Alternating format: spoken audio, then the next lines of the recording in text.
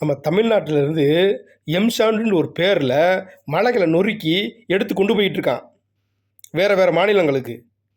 இந்த மலைகளை உடச்சி கொண்டு போகிறான்ல,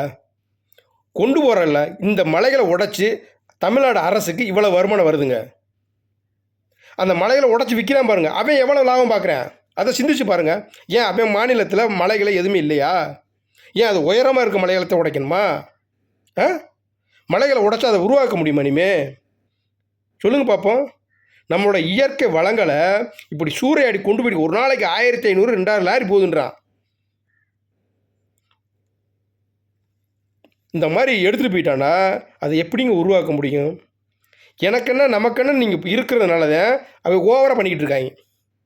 இதை எதிர்த்து ஒரு கட்சி போராடுதுண்டா அது நாம் தமிழர் கட்சி மட்டும்தான். தொடர்ந்து போராட்டம். கன்னியாகுமரி பகுதியில் ஒரு உயிரவே இழந்திருக்க நாம் தமிழர் கட்சி.